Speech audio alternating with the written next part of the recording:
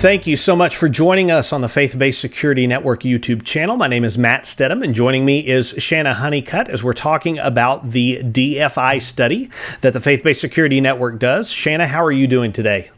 I'm doing good. How are you, Matt? I'm doing great. We're talking today about incidents at faith-based organizations where homicides were actively in progress. People are being killed, and unfortunately, far too often, nobody intervenes. That's an alarming statistic, Shanna. Yeah, that's correct. And this study, this particular of how the incident is stopped, is only on the incidents where homicides are already in practice. So there's other incidents that are stopped before a homicide occurs, but these are of the 655 incidents where a homicide was already in progress, and over 93% of these attacks are not stopped, and the killer comes and is able to finish what he came there to do. Yeah, that's astounding to me. So as we're recording this, just very recently, we had an incident up in Michigan at Cross Point Church where a potential mass shooter guy showed up all in kit. He's shooting at the building, and it's quite a story. We'll look at it. We'll break it down a little bit in the future, but there was a truck involved in ramming the guy, and there was a security guard that was ready to go and engaged in gunfire, and nobody died. So that would fall outside of what we're talking about today, where they prevented it from happening. These are situations where people are actively dying, and as you said, 93% of the time, nobody intervenes. They just let the gunman or the knife wielder or whatever they're choosing to use, they just let it happen. Right. And the incident that I'm breaking down, the incident, sorry, that stood out to me, that brought this to my attention, was also outside of this study. It was something that was stopped by a rabbi before anybody was killed. Yeah, so we do have instances of we do have instances of people getting involved and taking care of situations on their own. And again, it might be part of the trained church security team. It might be just a bystander. It might be somebody, again, we think about Stephen Williford, in Sutherland Springs, who's across the street down a little bit and gets involved and does something. But so today we're looking at, again, these incidents where the statistic where very few people actually get involved to try to stop something. And then we're going to look at a case study where somebody actually did get involved to prevent something from happening. So let's talk about the DFI for just a moment. And I'm going to pull your screen up on the screen for our viewers to be able to see as we're looking at the DFI on our website, FBSNamerica.com. Yeah, thank you. This is a free resource as well, so you do not have to be an FBSN member to access this. Just go to our website. It's Deadly Force Study, and this is information free to the public. It is great to implement your security plans at your ministry. We've got 22 years worth of data put into this study that will help you whenever you're making your security plans. So talking about most often at beginning in the parking lot and how we can prevent that from ever coming into our doors, the amount of time that happens outside of church service, all of those statistics are put into this. And the study began in 1999 by Carl Chinn and has been completed up through 2021. Today, I'm going into 2022 because, like I said, there was a story that I just had to share. The message is so critical to security operators today. And we're even going to play you a clip from the actual video, the phone message recording that this rabbi sent to another rabbi in New York, where he is in the process of the hostage situation. So he just keeps so calm and collected. And so if you stick around to the end, you'll get to hear that recording as well. Absolutely. But let me walk through these statistics a little bit, because I don't want them to be misleading at all. 93% of these incidences where a homicide has already occurred with nobody intervening, that only comes from the 655 number. So 655 incidents over the 22 years that resulted in murder at a faith-based organization. That's the number we're working with. We have over 2,500 incidents, and some of those were stopped before the attacker killed any victims. So that is not part of this study. So Michigan, the excellent job that they did, will not be part of this number. And these numbers, out of the 655, 614 of them, the killer finished what he came to do. 19 of them were stopped by others, which in part 2, we're going to look at every single one of those 19 that were stopped by others once the killing had begun. And then 23 of them were stopped by law enforcement.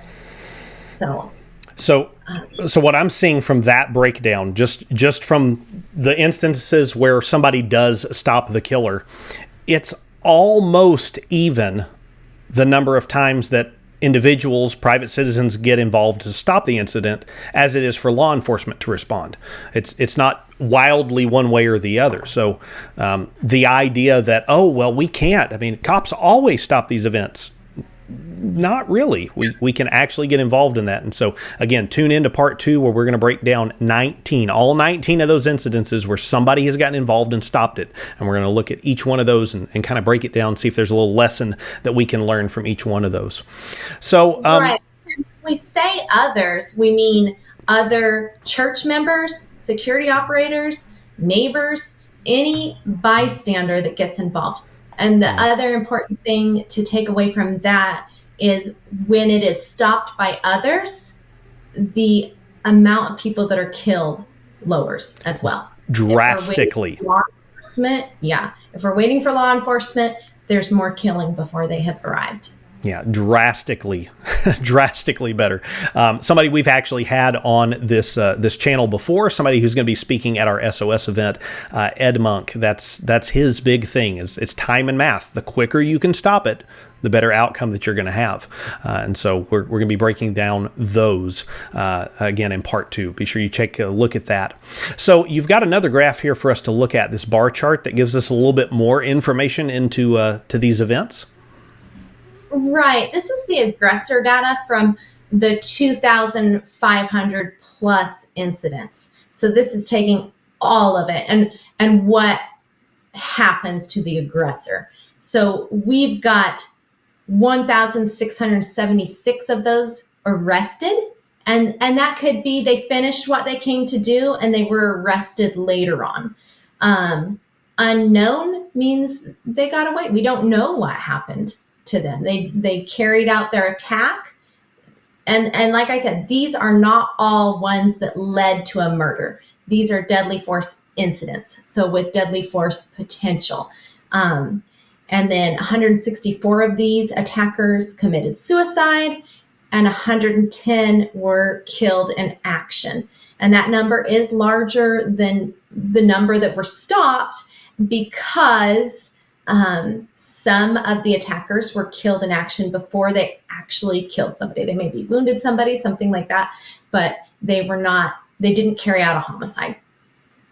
Yeah, and so again, as we're looking at deadly force incidents, again from a instructor's perspective, these are incidents where deadly force would be justified by the victims. These are situations where their life and grievous bodily harm is at risk, where they could justifiably respond with deadly force to stop the event, and somebody is actively using deadly force or the threat of deadly force against them. So these are not situations where we can just go, oh, well, that really wasn't no, these are very serious incidents that we're talking about, and they all occur related to faith-based organizations. So you were talking about this case study where people actually did get involved, and it involves a rabbi in a hostage situation. So could you tell us a little bit about that and about some of the clips that we're going to be able to see of them talking about these incidents? Right. This one was in Colleyville, Texas on January 15th, 2022. The Congregation Beth Israel Synagogue. And this is an incident where Shabbat services were going on. It was a small congregation because it was still closed down for COVID, so it was live streaming. And like I said, Saturday morning Shabbat services, Rabbi Charlie Citron Walker and 3 others were at the synagogue when a man came to the front door. They let him in. He seemed homeless. The rabbi brought him hot tea. They were very hospitable to him, and they carried on their service until the attacker pulled a gun and started making demands. So let's pause right there, because I want us to look at this, that this congregation, this synagogue, they are doing things exactly like we want all of our faith-based organizations to do, right? We want to reach out to people. We want people who are lost, who are seeking the Lord. We want them in our midst. And so they were doing what they're supposed to do, right? They welcome the visitor in. They're showing hospitality. And then it takes a turn. Right. And they continue to do what there's this synagogue is just such a good example to all security operators. So we'll go ahead and let Rabbi Charlie Citron Walker give us a little bit of insight firsthand. This is a Jewish broadcasting service. It's JBS that put on this interview. Part of what we do as the Deadly Force Incident Study team is we don't put breaking news out. We collect all these stories, we study them, we get all the information we can, and then we work to publish a year's worth of data on each of these instances. So this specific incident, we have well over 100 pages. We have watched tons of interviews, and this one done by the JBS was too good not to share. And this rabbi's message is too good not to share with security operators. So we'll go ahead and play this first one. Yeah, let's listen to them in their own words describing this incident. Thinking of how we're going to escape, what do we need to do to escape? Were you assuming that the FBI is going to be saving you? Well, so no, we when you take active shooter training, this wasn't an active shooter situation. It was a hostage situation. I've never taken anything on hostages, how to be a good hostage. They didn't have that in rabbinical school. Right. They didn't have it in rabbinical school. I don't think that the ADL teaches that one.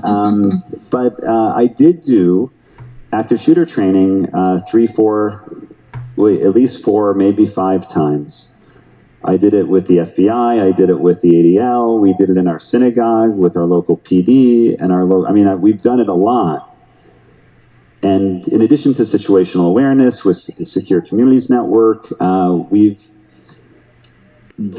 those sessions, if you're in a life-threatening situation like that, the ideas of what sticks in your head is that even though it's maybe not like the most accurate, but it's really helps you remember, it's run, hide, or fight. We couldn't run. We couldn't hide. But so we were looking for an opportunity where we would have a chance to get out. And we knew that it might need to be something physical. But all day. So he's going through the options that were at his disposal at that moment, all the things that he could choose from. And so I think that's just a really interesting look into the minds of those who are actively being threatened in this moment, how their thought process is working. Right. The intended victims are the ones that are going to have to stop the threat. So, and I know run, hide, fight, that is not necessarily training for security professionals, but it is something that we as church security operators can teach our pastors, staff, children's ministry. It is our responsibility to be teaching them how to respond and protect themselves and the children in their care as well. Absolutely. So, Yeah, we're responsible for those who are attending, and being able to teach them skills on how to respond to these incidents is extremely important. And there's a little bit of training that the Faith-Based Security Network will be providing just on those types of subjects, whether you're a security operator or you're taking information back on how to talk to your churches about potential security threats. And that is our SOS Summit. Shanna, can you tell us a little bit more about the SOS event coming up in July? absolutely. I'm going to walk you through it a little bit. This is our SOS 25, Guarding the Flock. This is the best investment that your ministry can make for your church's security. So those people that have the heart of protection, get them to this event that will help them work through scenarios, know how to respond. They're going to get so much good value out of this. And we see it over and over again. This stuff really, really works. So we've got 36 plus speakers. We've got panel discussions. We have tons of breakouts. And then on Wednesday, we have a pre-event intensive that's more of a the trainer. Let me come over to the sessions and just show you the amount of training that we have and the choices. Building a culture of training, executive protection. This is de-escalation by John Riley. Rapid response trauma medical training, which is essential. We have a range day. Ed Monk is going to do skill and range training considerations for the armed church security team. We've got active shooter response led by some of the best ones in this industry. So there is so much to take away from this. And that's just the Wednesday pre-event. Then our main event begins on Thursday, July 24th. So we've got some excellent speakers coming from all over the place. Some of these guys, Dr. Mark Futrell, I found him through the DFI study of an incident that happened at his church, and was just so impressed by the way he articulated things and the lessons we could learn from that. Very much like this Colleyville incident that we're looking at today. So, and then breakouts, tons of choices in those. So anything that your church security team needs, all of it will be met at this huge summit of security operators. Absolutely. So join us July 24th through 26th in San Antonio, Texas. Again, that pre-event trainings happens on Wednesday, and so you can be sure to get a ticket for that as well. Again, a wonderful opportunity to learn how to deal with these situations. And as we're talking about how to deal with these situations, we have, again, another opportunity to learn from this congregation and the Rabbi Walker as they're talking about this incident. So what's this next video clip we're going to be able to hear? He's going to talk about how things begin to escalate. He's seeing the red flags. So let's go ahead and listen to what he has to say here. And again, when you go through those trainings, it's about run, hide, fight. And so were it not for those trainings, were it not for those sessions and workshops, I wouldn't have had the courage. They really talk about how if you don't have any other options, you need to do something. And so we're talking about not having any options. You have to do something. Again, it's not always the best decisions that we can make. It's never how we plan it, right? No battle plan survives the battlefield, right? We think we want it to go one way, and then when we're out of options, when we don't have things to deal with, we have to respond somehow. So Shanna, again, for some of our viewers here, if they're thinking, well, I don't know what to do. I don't know how I would respond in that. The Faith-Based Security Network has some resources for people to learn how to do that. So would you tell us a little bit about our training portal? I will. And I just wanted to say about Rabbi Strong Walker, when he's talking about being out of options, and you can listen to the whole interview. We're going to put a link to that in the comments down here, but he's seeing the red flags. He's seeing the escalating behavior. He's seeing the hostage taker hang up from the FBI faster, and just he's he's getting more aggressive as time goes on. And so this rabbi is seeing these warning flags and knowing it's time to do something. So in preparation for this, we have the learning management system. It's through OSS Academy. And we have certain courses that we recommend. We have a deal with OSS Academy, and they give FBSN members a hugely discounted rate to take unlimited classes. There's over 140 to choose from. These are the ones the FBSN has pulled out and recommend to church security operators. So I took the hostage and barricaded suspects in preparation for this Colleyville incident as I was talking about this, but it was very good. And there was so much that I heard the rabbi say that correlated well with the warning signs and all that it talks about in the hostage and barricaded suspects course. And I would recommend our FBSN members to take that one for sure. But this is great for security directors if they want uniform training for their guys. We have a deal where you can add everybody on your church security team to the LMS training, so you get that uniform training for just $75 a person. They don't have to be an FBSN member, but then they will have access to all of the courses that you as a security director want them to take, so you know that your people have the same thoughts on response. Yeah, that's a very good tool, a very good resource. And I just want to reiterate, I've taken a lot of those courses myself. Those are very high level trainings. It was designed originally to provide continuing education for law enforcement entities.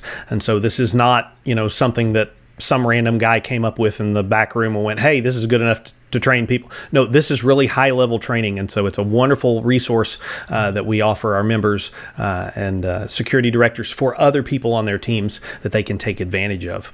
So I wanted to ask you a question about this incident. We see how they're out of options. They didn't plan on this, and so they're trying to go through all the things that they could do. And when the rabbi was saying they're out of options, they had to respond somehow. So how did they respond? How did they deal with this incident and get it where no longer was the assailant in control, but they were in control? Right. And just to throw some out there for the Rabbi Citron Walker, he did such an excellent job. He seemed like he was in control the whole time. And that's why I have this phone recording that we're going to play at the end, just to hear the calm and the storm that he was in. So he had made these demands. The hostage taker had made demands. He perceived himself as a victim, and he was standing up for a terrorist that was in prison. So he thought they were victimized, which is one of the markers of a dangerous person. So he had Rabbi Citron Walker call Rabbi Angela Buchdahl because he thought that she could meet his demands. And that's what the phone recording is. It's Rabbi Citron Walker making that call to New York, and he had to leave a message. So it'll be the message that he left while he was being held hostage. But up until this point, he had stayed calm all throughout it. That phone call got the police involved early on in the morning. The FBI came. There was hostage negotiations with the FBI, and one of the 4 hostages were released earlier. The 3 remaining ones were the rabbi, 2 others, and that's as things were escalating. It was over 10 hours that this had gone on. And when they started seeing these red flags, they took an opportunity.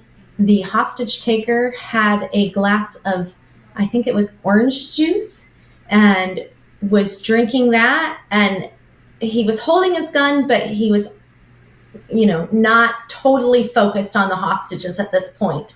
So this is when the rabbi took his opportunity, because he knew they were running out of time, and he threw a chair at the hostage taker and told them all to run. They all ran to safety, and within 30 seconds, the FBI came in, and the hostage taker was killed in the end game.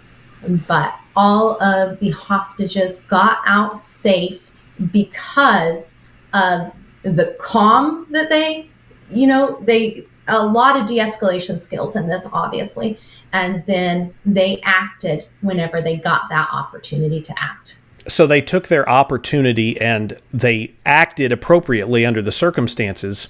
But what we have to realize, I think, Shanna, again, from a ministry standpoint, for those who don't know, I'm a pastor of a church. I'm sitting in my church building right now doing this recording. And as we're talking about being a ministry where we're trying to deal with, outsiders and bringing them to faith in the Lord, there's amount of risk that's involved in that. Again, not throwing any shade at all on this synagogue. They were doing their job. They were welcoming an outsider, and it just happened to be that this outsider had ulterior motives. But we have to welcome people. We have to have outsiders in our churches and in our faith-based organizations. And there's just a certain amount of risk involved with that. Right. And Rabbi Strawn Walker sums it up perfectly, what we do as a ministry and church security operators. I've only been taken hostage once. And most rabbis can proudly say that they've never been taken hostage before. This is such a rare thing. But welcoming the stranger always takes risks. And here's the thing, is that it is possible, right, to elevate our security. We always can do more. Trust me, there's a lot of security professionals that can always tell you how much more you can do. But for me, that notion of that hospitality and security do go hand in hand, in my mind, right? One of the biggest deterrents, at least that I've been taught, is just having somebody outside the door so that nobody can get in without being known, without talking to someone. That's a hospitable thing to do, and it's also a security thing to do. But welcoming the stranger, by definition, involves risk. Yeah, it absolutely does. Again, any kind of organization that welcomes in the stranger, it involves risk. Doesn't mean that we shouldn't do it, right? We don't want to turn our churches, our faith-based organizations into Fort Knox. We're not going to TSA screen everybody that shows up at the door, right? But we do need to be prepared to respond to situations when they arise. We don't get to pick when those things happen. And so this synagogue in Colleyville certainly did a good job of being prepared for that. They sure did. So I'd like to go ahead and play that phone recording just because it's such a great example of calm. Yeah, being prepared, again, that gives us the courage in these situations when I guarantee you they were all scared, but they had thought through these events beforehand. They had considered what they might do beforehand. And so, yeah, it's amazing to hear the calm in the rabbi's voice as he makes this call. Angela, this is Rabbi Charlie Citron Walker. This is not a joke. I'm the rabbi at Congregation Beth Israel in Colleyville. We have an actual gunman who is claiming to have bombs, and he wants to talk to you. If you can call me back at this number, that would be greatly appreciated. Again, this is not a joke. Wow, what a recording to listen to. I would like to think I would be that calm and collected, but again, that whole this is not a joke. This is for real. Again, something hard to wrap your mind around, that something like this could happen, but we need to be aware these things do happen. Right. He articulated that so well. It was, like I said, this incident, the way that he articulated the message that all of this sent was too good not to jump ahead into 2022 and share. I know we'll go back to 2021. We'll look at the increasing trends and some of that in a later episode. But we had to get on here and share this one. And in our part 2, we're going to go through our part 2 of homicides in progress. We're going to break down all 19 of those incidents that were stopped by others. Yeah, so just like this Colleyville incident where they're able to stop this, we're looking at all 19 examples we have so far in the DFI study where these active killer or these deadly force incidents actually get stopped by somebody. So look forward to that coming very soon on the same channel. We invite you to like, share, and subscribe if you find this content valuable to you. But Shanna, thank you so much for sharing with us today. Thank you. I hope to see lots of you at our Security Operations Summit. Absolutely. And in the meantime, may the Lord bless you and keep you, make his face to shine upon you and be gracious to you. May he turn his presence towards you and give you peace as you seek to be ready, willing, and able to protect your church and your faith-based organization.